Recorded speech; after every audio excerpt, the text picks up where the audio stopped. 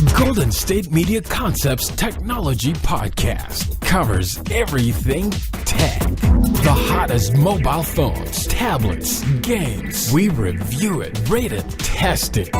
Whether you're Microsoft or Apple, Android or iPhone, we'll give it to you again and again. Black and white. The Golden State Media Concepts Technology Podcast.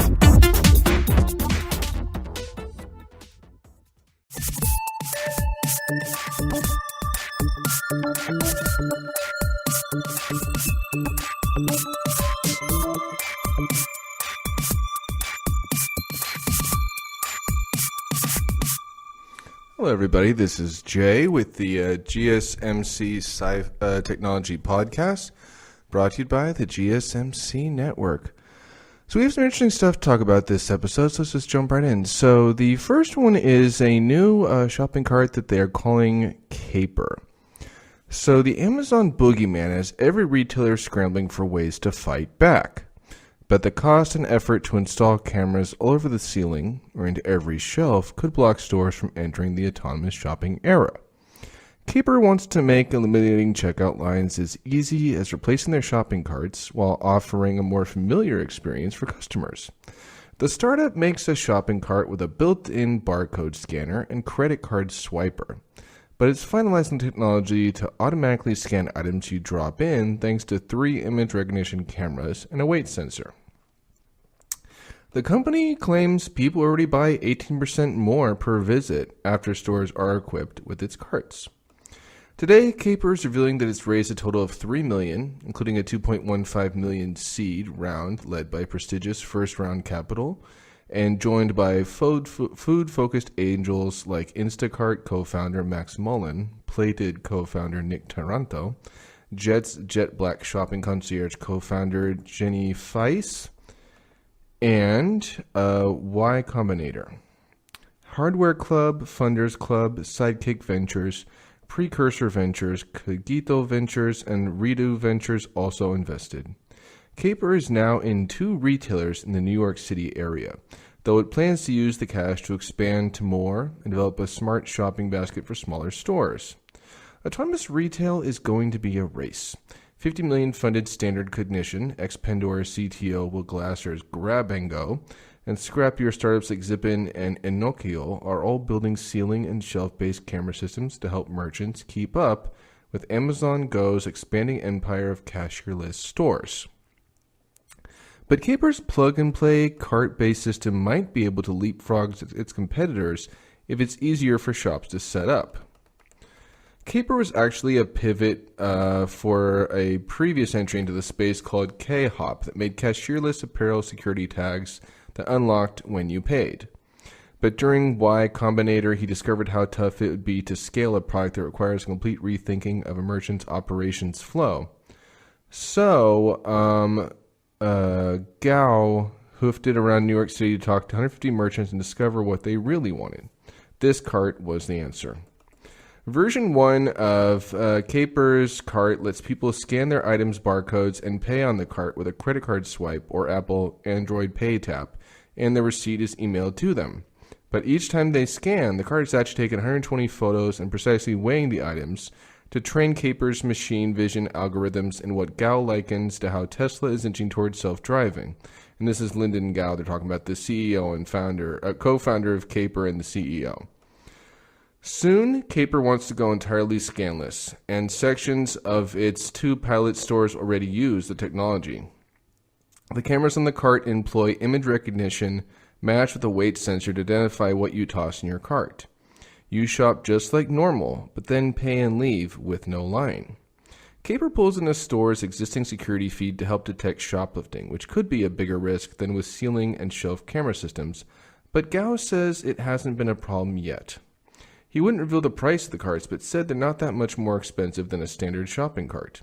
To outfit a store, it should be comparable to the price of implementing traditional self-checkout. Shops buy the carts outright and pay a technology subscription, but get free hardware upgrades. They'll have to hope Caper stays alive. Caper hopes to deliver 3 big benefits to merchants. First, they'll be able to repurpose cashier labor to assist customers so they buy more and to keep shelves stocked. though eventually this technology is likely to eliminate a lot of jobs, which isn't really a good thing. Second, the ease and affordable cost of transitioning means businesses will be able to recoup their investment and grow revenues as shoppers buy more. And third, Caper wants to share data that its carts collected on routes through the store, shelves customers hover in front of, and more, with its retail partners so they can optimize their layouts. One big advantage over its ceiling and shelf camera competitors is that Caper's cart can promote deals on nearby or related items. In the future, it plans to add recommendations based on what's in your cart to help you fill out recipes.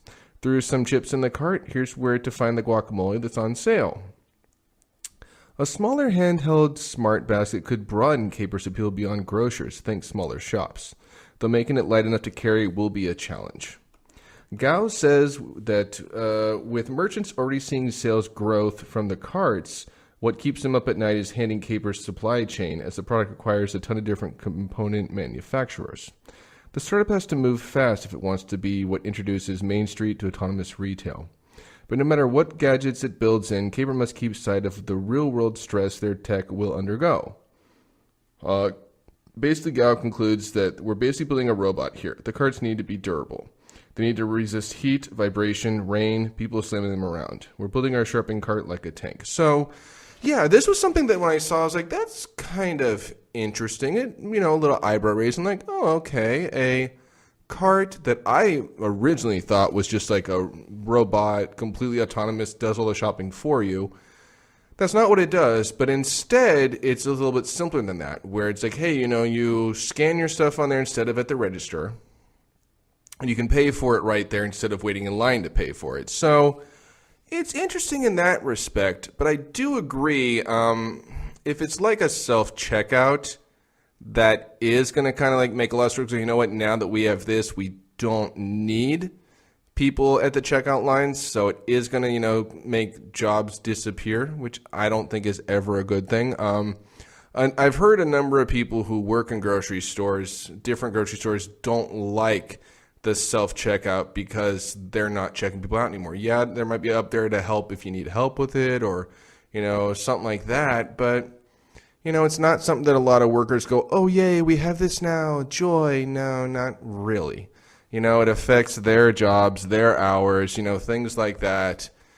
So, yeah, it's not always a good thing. So I don't know if it's long-term, if this would be a good thing. I just don't know. Because, yeah, you could do it that way, or you could just get this stuff online, have it sent to you, and you don't have to leave the house at all. So I don't know. It's not a bad idea in theory. It sounds like, there are some good, possibilities for it, but I don't know.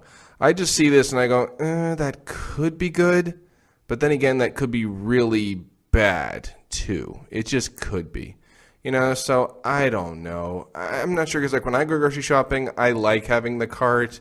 I like getting what I'm going to get and just getting out of there. I like, kind of talking with the cashiers, kind of cool, nice conversations. I see them enough, the one I go to where, they can see how you're doing today and how's it going. They're genuine. So I like that, human interaction. It's kind of weird when I go somewhere and I don't have it. It's kind of strange, but at the same time, there are moments where I'm in a mood. I'm just like, and I just want to get in and go. I don't really want to deal with anyone or talk with anybody. Not really. So I don't know. This is something that could be interesting. It could be, but I don't know. It's just something like I want to see, test it more and try it more and fine tune it, get the bugs out of it, and if all that is said and done, then yeah, I might not be against using it, maybe not. I mean, I don't know, but it does have to be made durable because, yeah, just like the regular carts, I see it some of the places I go to shop, they get beat up. They just do. It's just the way it happens, and it's just use over time is what does it, really. So this thing, you don't want to have it made where, it's going to get beat up because it's going to be more to fix because it's got all the components inside, or it's not just a basic metal cart. No, it's actually something that has, some computer stuff inside it, like wires and things like that, right? So you don't want to buy it and then have it just start falling apart on you. That would not be a good thing. And that'd kind of be, the opposite of what people want for this. So, yeah, I'm intrigued by this. I'm, curious to know more about it and see how it works out. But I think it's something that still could go either way. It could be the next big thing, or it could just be, hey, we tried something, it didn't work. Back to the drawing board to try something else. I think this is what could happen with this. So we're going to take ourselves a short little break right now, but don't you worry, we'll be back real soon with more technology news. Do you want to be healthier, yet you just don't know what to do? All these shows telling you this and that, but nothing seems to work. Well, listen close. Golden State Media Concepts has got something great for you. The Health and Wellness Podcast dedicated to workout trends, healthy eating habits, diet, and everything about healthy living. Join us in our banters as we help you not just live life to the fullest, but live it to the healthiest.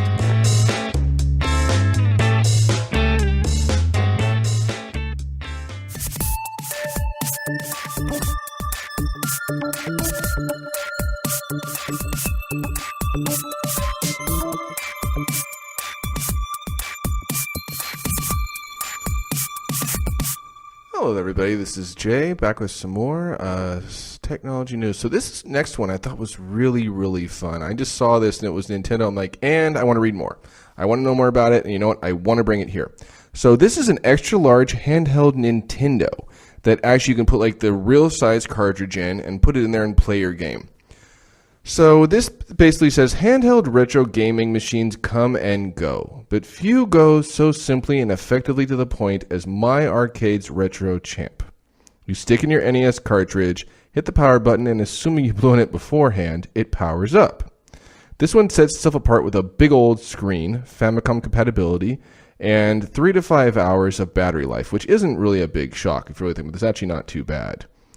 So the Retro Champ, let's see what's more about here. So it's not the production version, but that's coming in the spring. It works just like you'd expect, and, it's responsive, comfortable, and pleasantly ridiculous. It's really quite big, but not as heavy as it looks, which I think is a good thing. So the 7-inch screen is bright, and the color, looks good. It was responsive, and the device felt well balanced. The controls are what you'd expect, with big scoops in the back of the case to help you grip it. NES cartridges go in the top and stick out as you see, and Famicom cartridges tuck in the bottom. So you actually can take either an NES or Famicom, so it can take two, which is kind of cool. There's a stand so you can prop it up and use wireless controllers with it. Of course, they're not included. You can also plug it straight into your TV via HDMI, which basically makes this thing a spare NES home console. The screen is low resolution, but that's kind of expected because the resolution wasn't insanely high for the NES itself. Its 480p output won't wow anyone, but again, this is a Nintendo we're talking about. The original output is via RF adapter. There's a hidden cleaning kit with space for a few Q-tips and a small bottle of solvent for getting those really grimed up games working, which I think is kind of cool. And it's a 16:9 screen. And of course, NES games are 4:3, so you'll be able to change that if you want. And no, it's not just loading the ROM data into an emulator. This is the common way of doing it and produces artifacts and incompatibility with some games, not to mention control lag and other issues. Things have gotten better, but it's definitely corner cutting. So let's see here. So they had developed their own chip that runs the games the same way an actual NES would. So any cartridge that works in the NES, including homebrew and hacked games, will load right up no problem. It means you can also use a cartridge with an SD card loader, like an EverDrive, for those hard-to-get and hacked titles. Some features are up in the air, for instance, save states. It's possible, but because this is in effect just a small Nintendo, not a virtual one, it's also tricky.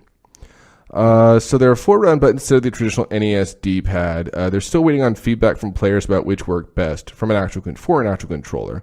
The original D-pad might be good, but perhaps not for the handheld style. So they're considering a few configurations. Likewise, the button on the right, they could get some tweaking before release. So the device goes for $80, which is really not a terrible price. Not really.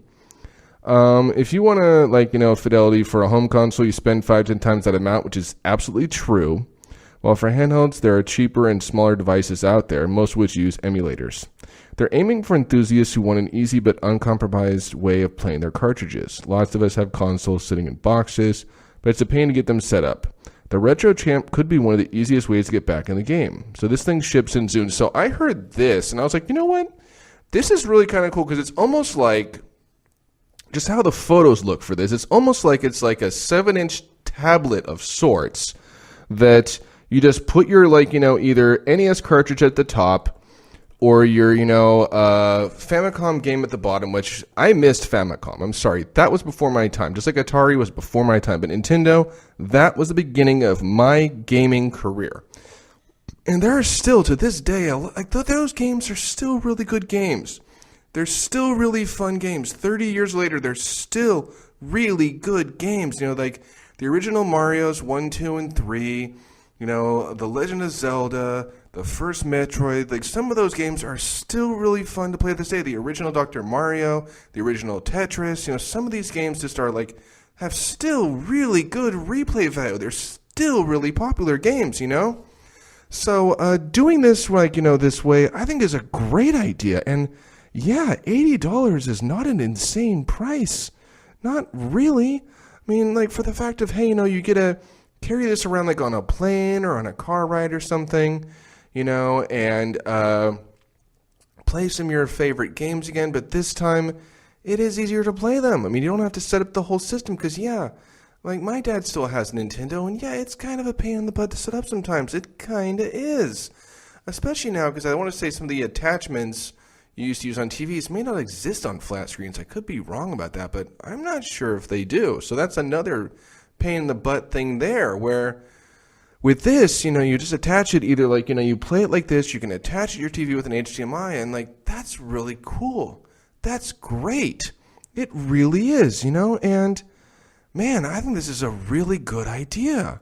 I really mean that. This is something yes, you should do this. Please do this. Heck, do a Super Nintendo version for it. Do an N64 version for it. That'd be a great idea. I mean, there's possibilities here where, you I don't know if you could do that with adapters or if you could just make newer versions of it. But yeah, the screen looks pretty nice. It's good size. I agree the controllers on the left are a little weird, but I could see myself getting used to it at the same time. So I don't think for me that would be a really big problem or a really big headache. I don't see it being that way anyway. Doesn't mean it wouldn't be. I just don't see it coming up man, this is a real pain in the butt. I don't see that coming up for me. And yeah, it looks really nice. I mean, it's 7 inches, but it's a good size. It looks like a tablet. It looks like one of those bigger tablets someone would watch almost like an iPad is what it kind of looks like to me in these photos I'm seeing, And that's a good thing. I mean, this is something because having the little cleaning kit on the side is kind of cool. Having the little kickstand on the back is a great idea. Yeah, I think it wouldn't be a crazy idea to have either wireless controllers or something like that, or even controllers you could plug in. It wouldn't be crazy. But yeah, this looks really cool. I mean that. Actually, I think it says it does. Yeah, it did have that, but they're sold separately. But yeah, this is a really good idea. This is one of those things because retro gaming is really big right now. It's always been big, but it's kind of coming back in the sense of, with NES Classic, the SNES Classic, there's talks of an N64 Classic and even a GameCube Classic. They did the PlayStation Classic. I just found out yesterday. It's been out for a while, but there's a version of a Sega Genesis Classic that has 80-something games on it. So these are really popular right now. People will buy these things, and they're usually not insanely priced, right? They're not, and they do really well. I mean, heck, when the NES and SNES first came out, you couldn't find them in stores. They were gone. They didn't exist in stores. They didn't hit store shelves. That's how popular they were. So these are really popular systems. They just are. At their core, they're really popular systems. They have a lot of really popular, sometimes even rare games on them. So doing it this way is a great idea. I think it wouldn't be an insane idea either to maybe find a way to maybe put some digital games on there maybe, or maybe find digital games. That might not be a bad idea because I know some of these games you either can't find in a store at all, or if you do find in a store online, they're not going to be cheap. So I think there's still a bit of fine-tuning to do for this, but I like what I see so far. I'm excited about it so far. I mean that. So it's a very good idea. It seems like a lot of fun, and it's basically just it's kind of like some people have done the SNE, was it either the SNES or the N64 handheld. That's kind of what this reminds me of. But I think it's a little bit cheaper than that. It's not done specially. So, yeah, I'm looking forward to this, and I think it's going to be a lot of fun, and I think it has the potential to do really, really well. I mean that. So we'll be back in a moment. We're just going to take another short little break, and we'll be back real soon with more technology news. Tired of searching the vast jungle of podcasts? Now listen close and hear this out. There's a podcast network that covers just about everything that you've been searching. The Golden State Media Concepts Podcast Network is here. Nothing less than a podcast bliss with endless hours of podcast coverage. From news, sports, music, fashion, cooking, entertainment, fantasy, football, and so much more. So stop lurking around and go straight out to the Golden State Media Concepts Podcast Network. Guaranteed to fill that podcast itch.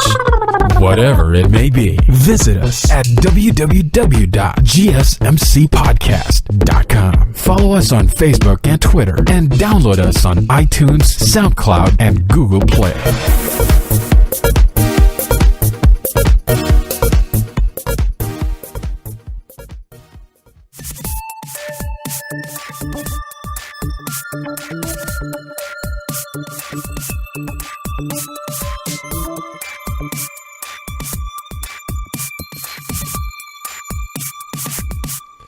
Hello everybody, this is Jay with some more technology news. So this last one, I've talked about this game once or twice in here before, but we got a new story trailer that actually gives you a bit of an idea what the heck this game is actually about.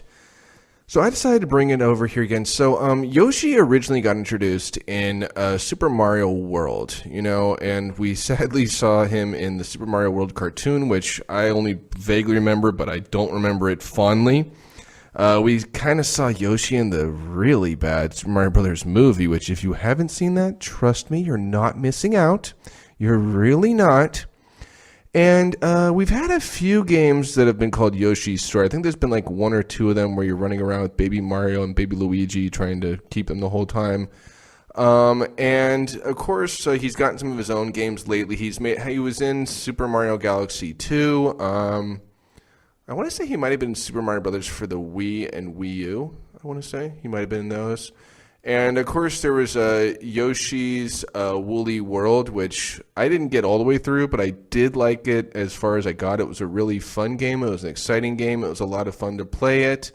So I had a lot of fun. It was a really cool game. And they had, a year ago now, they announced a new Yoshi game, which at the time didn't even have a name. It was just, we're doing a new Yoshi game. Here's a little, look at it, but that's all you get. You don't know what it's about. You don't know what the name is. Nada. Now, they have given it a name, and this happened, I want to say a couple months ago, called Yoshi's Crafted World. But it was just like a teaser. You're like, okay, so we know what it's called. What's it about? No frickin' idea. Well, thankfully, recently in the last week or two, we finally got a story trailer. Okay, this is what happened, and here's a little bit about this game. So as Yoshi, you'll leap up high, gulp down enemies, and set out on a treasure hunt to find all the different collectibles. On the flip side, stages can be played backwards, which I think is actually pretty interesting, providing new perspectives to explore and new ways to locate some of the more craftily hidden items. It all started when Kamek and it's actually, I don't know why they say Baby Bowser. I think it's actually Bowser Jr. I don't think it's Baby Bowser. Set out to steal a gem-set stone. It's called like the Sunset Stone or something like that. Legend has it that this fabled artifact can grant the bearer their wildest dreams. But when the artifact's gems are sent flying, it falls upon Yoshi and friends to find them. Luckily, saving the day can be cooperative and challenging. Pass the Joy-Con controller to a friend to team up as fellow Yoshis. Also, Mellow Mode gives Yoshi wings for a breezier experience, which can come in handy, and I think that's kind of really cool, actually. Finding all the flowers, coins, and Poochie Pups is no small feat. For extra protection, suit up in one of the handcraft costumes you can unlock in-game. So it says you can explore each stage and then find even more secrets by making your way through the stage backwards on the flip side. So there's like literally two sides to every stage. Overcome varied enemies and obstacles like zombie guys, Skelosaurus, Yukiki, and Monty Mole as you seek out hidden collectibles. So this is a 1 or 2 player game. Clad Yoshi in collectible, protective, handcraft costumes as he makes his way through each stage. So yeah, so getting out to see what this game is about, I'm like, you know what, this sounds like a fun game. It's definitely a new twist on the game, because they did a Yoshi's Woolly World, and I think there was a Yoshi and Poochie's Woolly World on the 2DS and 3DS. I haven't played that one. But it also sounds like if there's 2 sides to every level, it sounds like that means there's going to be a lot of hidden stuff to collect. And I wonder if it's going to be worth it. I was playing a game recently, and I'm like, hey, it's kind of cool they have these things, but what's the point in collecting them all? Is there a point? I don't know. So I'm not sure about that. But the game itself sounds kind of fun. It sounds kind of cool. It really does. And, you know, I remember when they did the first Yoshi, I'm like, that's kind of a risk. I don't know if they should do that, but I'll admit it was a fun game. It's funny, they took like Yoshi, who was kind of like just like a sidekick, and made him like, you know, a star of his own game. And the games, like I said, have been pretty good so far. The ones I've played, I can't complain about. I have enjoyed them. They've been fun. They've been exciting. They've been cool. They've been different. You know, they like Nintendo, in my opinion, they do usually a good job of continually reinventing their characters. They've done it with Mario. They've done it with Metroid. They've done it with Star Fox. Not always perfect with Star Fox, but they've done it. You know, they've done it with like you know, the Legend of Zelda series. They've done it with all these series. Like, they keep finding ways to, like, you know, reinvent and push them in new ways and new directions and new stories and new tales. And they do a real good job with all of it. They really do, in my opinion. You know, so what they're doing with this is, I think, really interesting. And of course, the graphics look really good, which is a good thing for this series, I think. And, but yeah, I don't know why they say Baby Bowser. I know Baby Bowser was the bad guy in, I want to say it's either Yoshi's Story or Yoshi's Story 2. It was actually a pretty epic boss fight. But yeah, like, you even hear the laugh. I'm like, I don't think that's Baby Bowser. I think that's Bowser Jr., I think. I mean, like, isn't that what he's normally called? Bowser Jr., not Baby Bowser, right? I don't know. Because, like, in Super Mario Brothers for the Wii and the Wii U, Kamek is there, you know, with Bowser, and Bowser Jr. is there. Heck, in Super Mario Sunshine, Bowser Jr. is kind of the, like, you know, one who created this, you know, fake Mario that's screwing everything up anyway. So, I don't know. I find it a little weird that they say Baby Bowser. I'm like, I don't think that's Baby Bowser. I don't know, to be honest. Maybe I'm wrong. Maybe it is Bowser and he was a baby, and the laugh just sounds like Bowser Jr. Maybe. Could be a possibility. I could be wrong. I don't know. But, yeah, but I think this is going to be a fun game. I really do. It's kind of cool where you can do 1 and 2 player with it. I don't know if many of the Yoshi games have done that. I want to say Woolly World might have had that capability, but I don't know if a game before Woolly World was 2-player. I'm not sure, to be honest. I could very well be wrong. It's been a while since I played some of the older games. It's just the reality. But what I remember of them, they were fun games. I enjoyed them. They were challenging. And yeah, I think this is going to be another really fun game. And it sounds like this is something like where, you know, they're not all connected. So if you haven't played like Woolly World, I don't think you're going to be confused what's going on in this one, which I think is kind of a good idea. Because, like I said, some of these games are older games. They may be hard to find. They may be hard to, like, you know, either make time to play or try to, like, you know, play them. So doing it that way where there'll be similar stuff from the previous games, but it's not like you have to play the previous game to understand what's happening on this game, I think that's a good idea. I really do. So, it's going to be an action platformer. And yeah, I'm personally kind of looking forward to this game. I think it's going to be really cool. I really do mean that. I think it's going to be cool. I think it's going to be fun. It's going to be exciting. And I'm just looking forward to getting a chance of playing it, you know, and it's going to be, I think, pretty nice, I think, you know. It's going to definitely be different, that's for sure. I'm curious. It looks like if there's going to be 5 gems, there's going to be 5 levels, I guess. And then we see in this trailer where like this like stone lands in like a forest. So maybe that's the main final area. I don't know. But I think it has potential to be fun. It does. I think so. This game comes out March 29th this year, you know, on the Nintendo Switch. So that's only here in a couple of months. I mean, it'll be here before we know it. So I don't remember if it had gotten a release date before this new trailer. So this trailer not only gave us an idea what the story's about, but it also told us when it comes out. And that trailer is available now on YouTube. So that's all we have for this episode. But, don't worry. We'll be back real soon with more technology news.